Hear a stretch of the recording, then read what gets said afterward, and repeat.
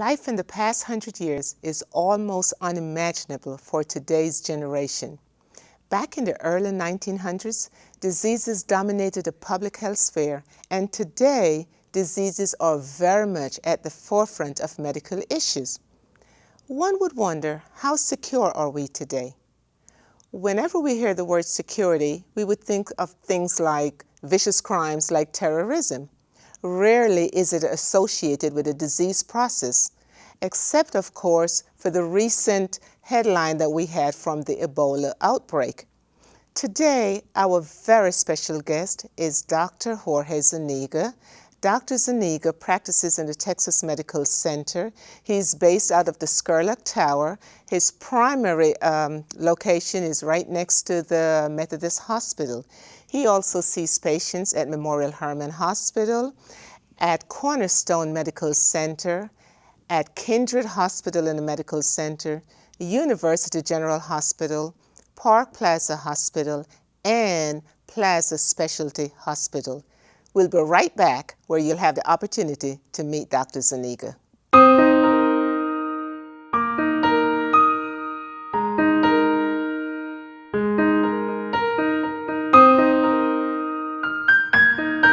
Welcome back. We're very happy to have with us today a very special guest from the Texas Medical Center, Dr. Jorge Zuniga. He's a specialist that specializes in infectious disease processes.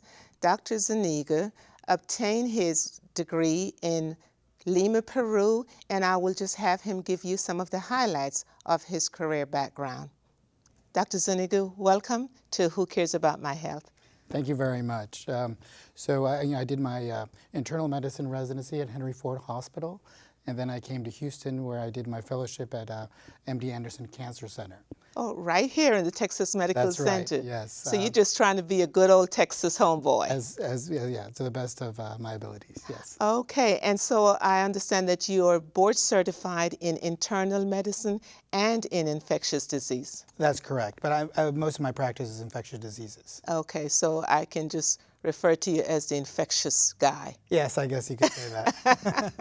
I won't take it personally. On a good sense, though. Yes. Okay, so today we really would like to have the audience kind of gets an understanding of what it is when we say infectious disease, because other disease processes, let's say for somebody with a heart attack or somebody with a kidney problem or something like that, you usually hear of the cardiologist or you hear of the nephrologist, or something like that. So just kind of break that down to the public for me.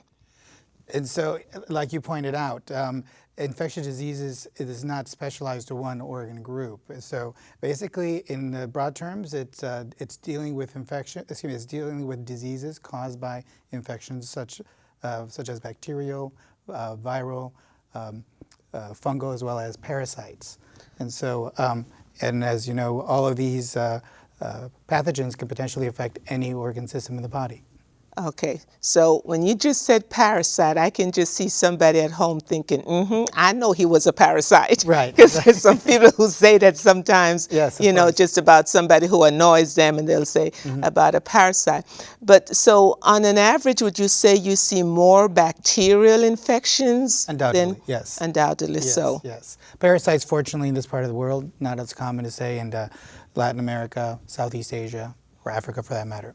So like we mentioned in our introduction there that, today we're not seeing as much in one sense, but we're seeing a lot in another sense. So for example, it said when we had that Ebola outbreak, that must have been a little bit nerve-wracking for infectious disease specialists.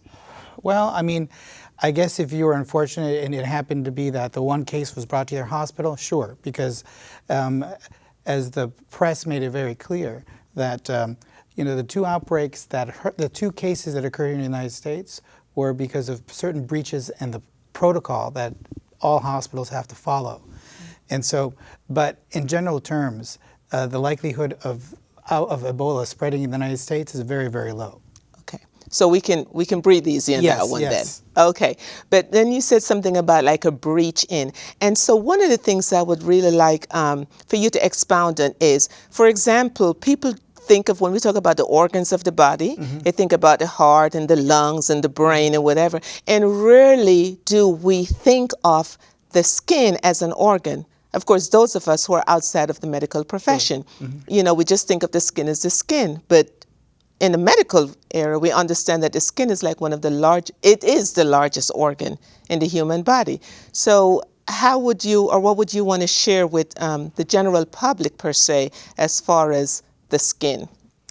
With regards to like transmission, you mean? Yeah, as far as, yeah. Well, I mean, exactly. So with regards to infections such as Ebola and other viruses, hygiene is very important. For instance, when anyone has respiratory symptoms, the way one coughs and one sneezes on themselves is very important. To cough and sneeze into your sleeve is one way you can prevent, as opposed to coughing into your hands, because then you very easily can transmit it to anyone else. So we go back now to the old adage of, you know, hand washing, good hand washing. Very important. That's like the very first line of defense. So, and speaking about some of the bacterial infections, we had a situation where a family member came down with some kind of respiratory illness, but then ended up with a huge infection, and it's like they could not understand, you know, what was going on. And I use an example like, just think if you have your fence around your property and you're trying to keep the dogs out, and then one little part gets loose, you know, that dog can push himself through that fence and then would be in the backyard. So now, as far as disease processes with the bacteria or the virus or whatever, can you kind of relate that? Sure. So the distinction between a bacterial and a viral process is very important. Viruses do not respond to antibiotics, and so when we treat upper respiratory infections with antibiotics inappropriately, we are just contributing to emerging resistance in the future. And so that's a very important challenge that we all as clinicians face, you know, making that distinction. So, and in that case, that's one of the reasons I think patients and the caregivers and families need to understand. Sometimes there will be the comment like, you know, they're just always taking my blood. Oh, they got to do my blood again. But that is so vital in the treatment process per se, because when we do the blood samples, you're looking for different things. Exactly, depending on the scenario. But yes, we can do not only blood cultures, but urine cultures, respiratory cultures, nasal swabs. All of those can clarify the diagnosis and ultimately determine what course of treatment we will choose. Okay. Now, for the treatment, you can go from oral treatment, or some of them also topical and intravenously. So we have a variety of treatments depending on the disease process. Exactly. Yes.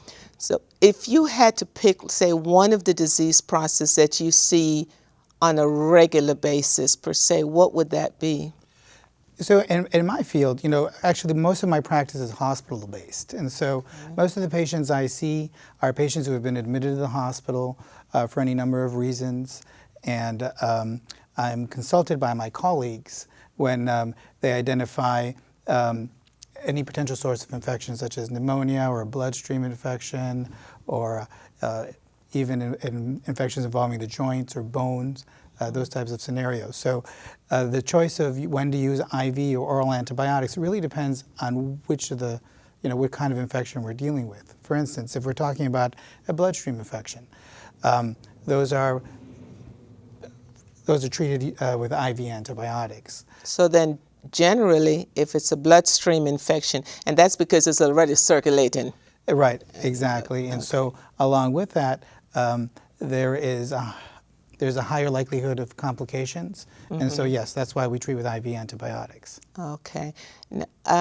Do you sometimes have any of those, like you're in the critical care situation, and so we're using the IV antibiotics, and then, but as the infectious disease specialist, do you encounter maybe challenges sometimes? For example, the patient who might be a dialysis patient, and then they're restricted with the fluids and all of that.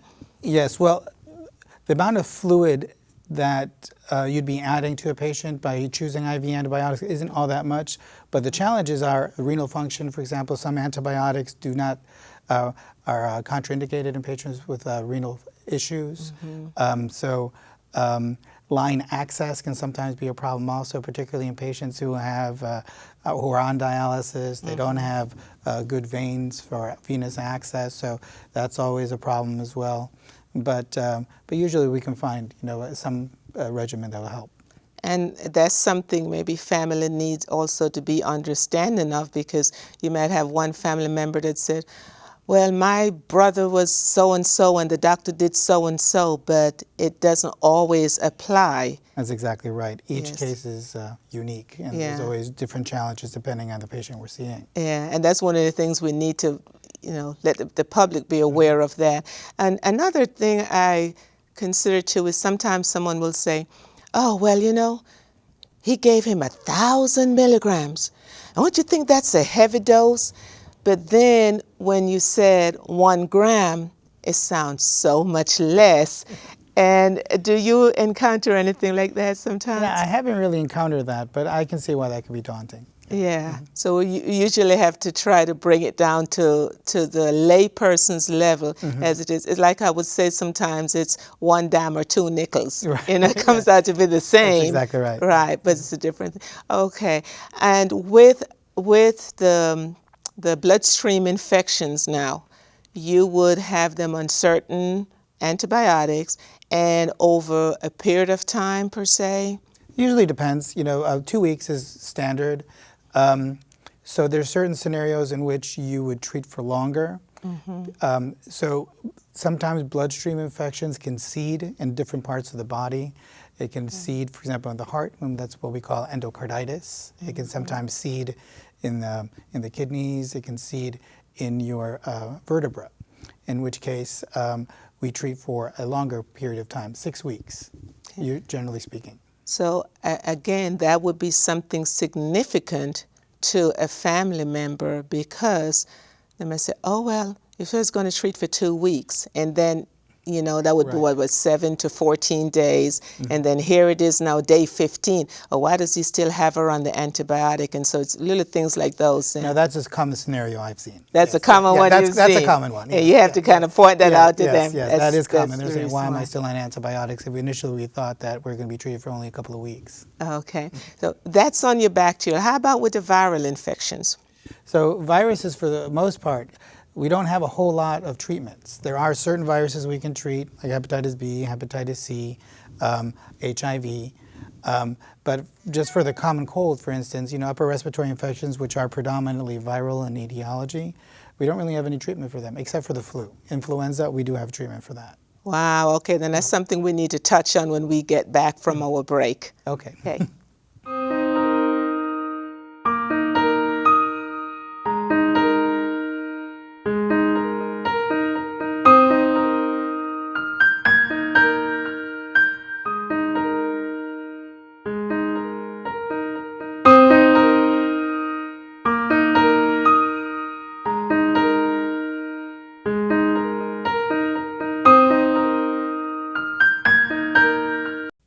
Welcome back to Who Cares About My Health.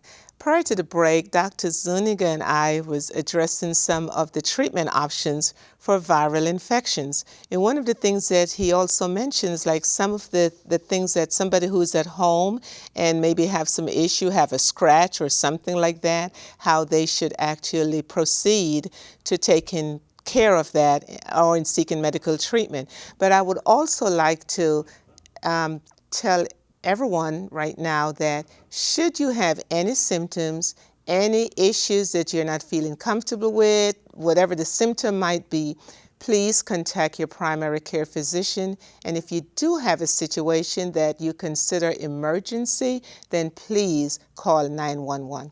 Okay, so Dr. Zuniga, we were saying now that with viral infections, let's say if someone is at home, what symptoms would that person probably have that you would think that's a viral infection present?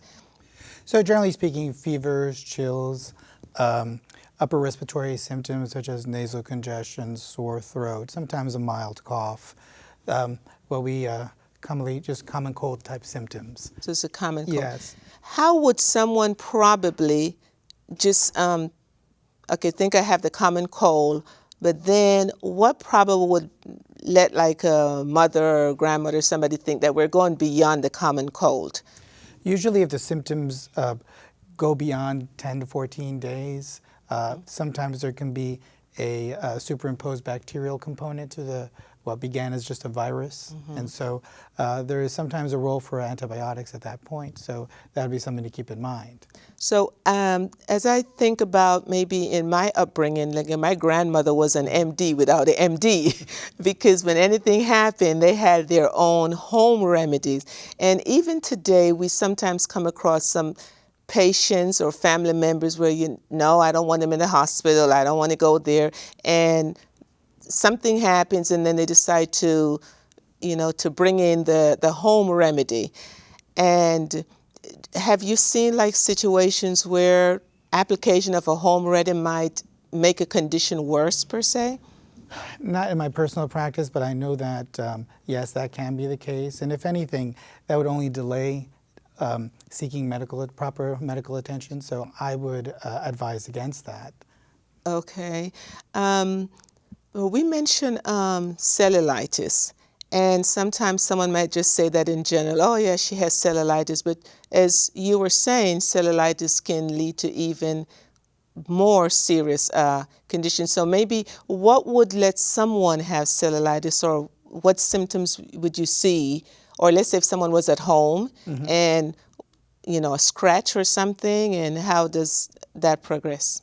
So cellulitis basically is a superficial skin infection. That's all that is. That a lot of times occurs in the setting of an insect bite, and we may scratch it, and we bring bacteria that we all have on our skin, cause infection at that site. The issue with not addressing cellulitis properly is that it can lead to a deep tissue infection, abscess formation, and that type of scenario. For the person at home right now then, I don't have very long nails, so that wouldn't be an issue. But let's say if we feel like there's like a bite or something, would avoid scratching, because scratching that would break, that skin. Yes. And we did talk about the skin being the largest organ. And so if we break that barrier of protection, just about almost anything could happen. Yes, and that goes for surgical wounds as well.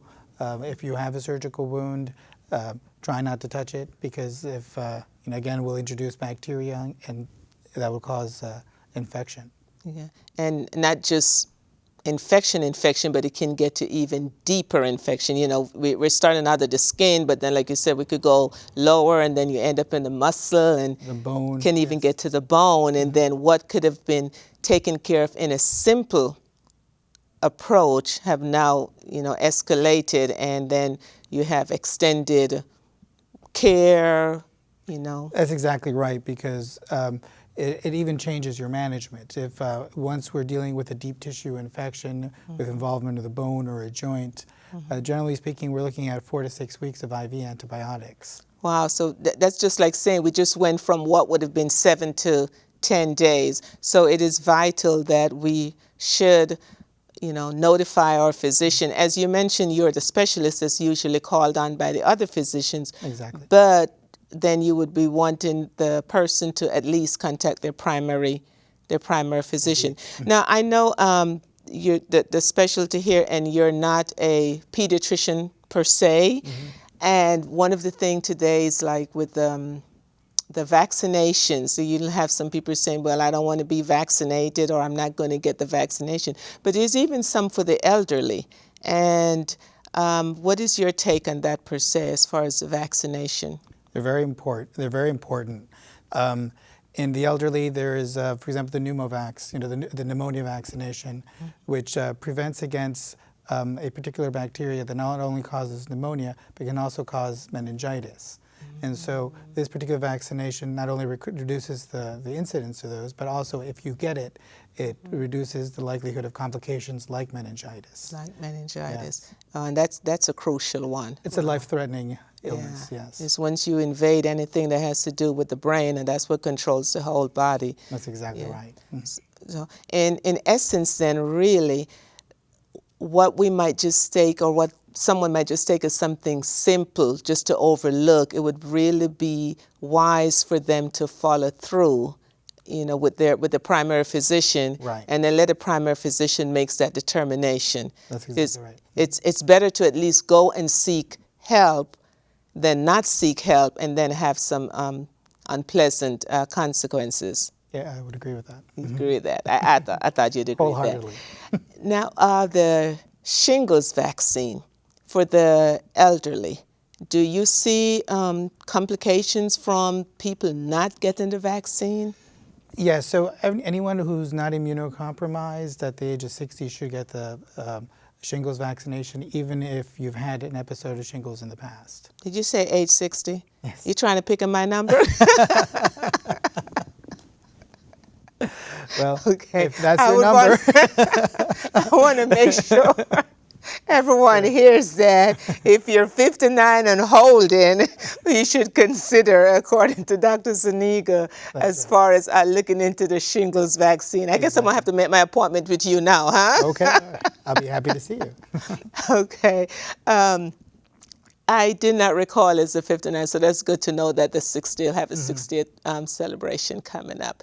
Regarding, we talked about the IV antibiotics per se, and you also mentioned that sometimes some patients have to go home on IV antibiotics.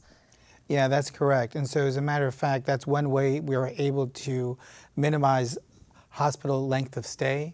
So that's another thing. The longer you're in the hospital, paradoxically, the higher the incidence, higher the likelihood of you acquiring new infections. Right. And so by placing PICC lines, we allow patients to go home and get IV antibiotics that way. So if you have a patient now that just went home on IV antibiotics, and what would you say to that patient and that patient's family member that you're sending home?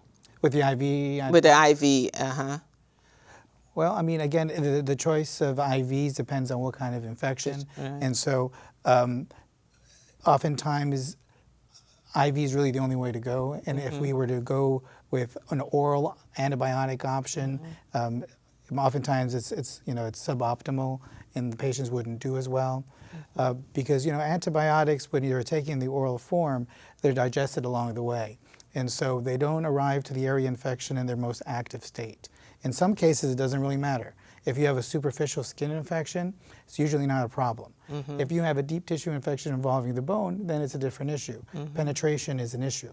And so we choose IV antibiotics to improve the patient's response to the antibiotics. Okay, so that information is vital too to the person that's going home, or even sometimes the caregiver, because they need to realize, okay, he or she doesn't really have to stay in the hospital. We've covered the crucial part of the care. Now it's a matter of time to make this medication take effect, and you can very well manage it at home. And even so that you're saying if you're back in your regular setting, your regular environment, the healing process probably just moves up a little bit faster. Exactly, once you're back in your own environment. And again, the PICC lines are well tolerated, they're minimally invasive. Yes, it's best to go back to your environment if possible. If possible. Yeah. And how often would you have that person come back for a follow-up to see you? That's a good question. Usually we see patients about once a week when they go home with IV antibiotics.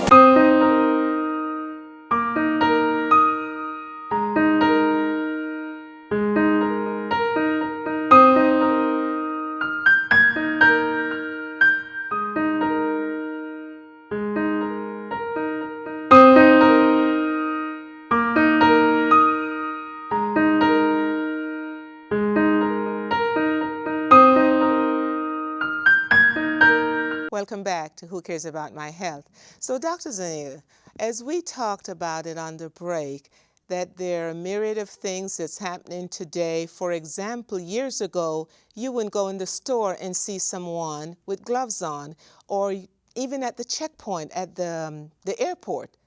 Yeah, I travel quite a bit, and then everybody's in gloves these days. And I believe there's some things too with some of the gyms, and you mentioned something about MRSA and the kids and what. Can you just elaborate a little on that. So MRSA stands for methicillin-resistant Staphylococcus aureus, which is a very common cause of skin infections. And so in the past, MRSA is a type of bacteria that we'd only see in the hospital environment. However, that's changed. So we've seen that in the community nowadays, basically as a consequence of repeated usage of antibiotics. Again, antibiotics, when given over a period of time, bacteria become more resistant, and this is a direct consequence of that. And so MRSA is now sometimes seen in gyms. Sometimes there have been outbreaks in schools and prisons and those type of, like when there's a lot of contact between people, that's how it's commonly transmitted. So back again, as you said before, so hygiene would be very significant here with the, is there something also with the pools? Like, is there anything greater with the pools versus in the gyms? Do you know? No, not really. Chlorine, for the most part, is pretty good in preventing those types of infections. It's different if you're going into fresh water.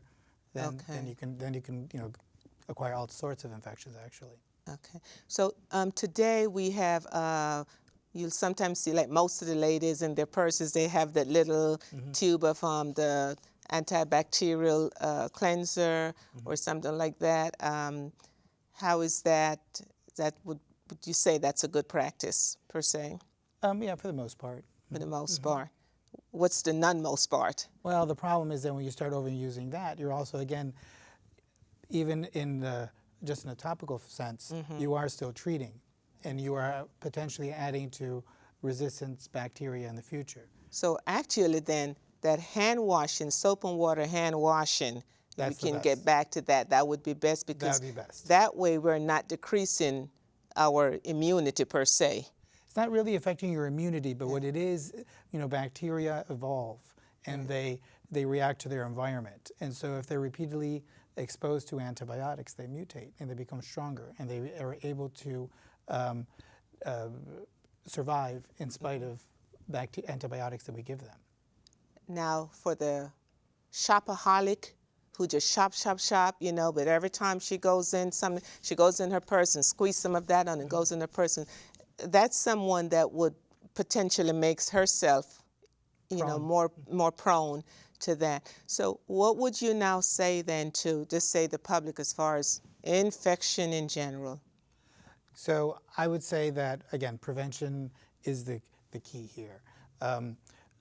Good hygiene, as far as washing your hands. Again, I would try and avoid the antibacterial soaps. Just traditional soap is appropriate. And the other thing is vaccinations, like we discussed before. I think that's been a kind of a politicized topic as of late. I recommend for all of you to follow up with your primary care physician and pediatrician and follow the recommendations regarding those. So if I'm hearing you correctly, you just hit on one of the old adage of my grandparents per se. It would be an ounce of prevention is better than a pound of cure. Yes, I would agree with that. Okay, well then we're going to take Dr. Zuniga's preventative measures here and hopefully incorporate them into our lifestyles. Unfortunately, sometimes, no fault of our own, we are exposed to certain things, and then we will need added care, and we know that should we have to receive care from Dr. Zuniga, he is very well qualified. Dr. Zuniga, thank you for joining us today, and I hope you will consider coming back to see us at Who Cares About My Health. It would be my pleasure. Thank you very much. You're welcome.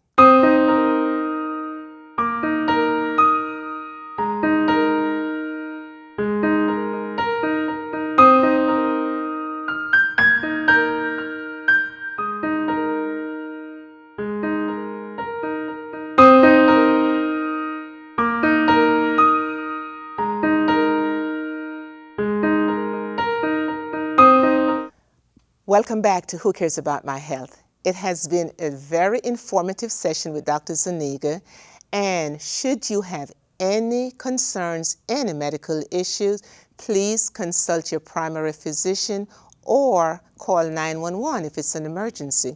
We hope today's meeting with Dr. Zuniga has shed some light on some of the simple things that can lead to devastating conditions, which requires extensive treatment. As Dr. Zuniga pointed out in our discussion today, and I rephrase it as an ounce of prevention is better than a pound of cure. Please be preventative and take care. Remember, now I ask you, who cares about your health? This is Marlene Hurd. Until next time.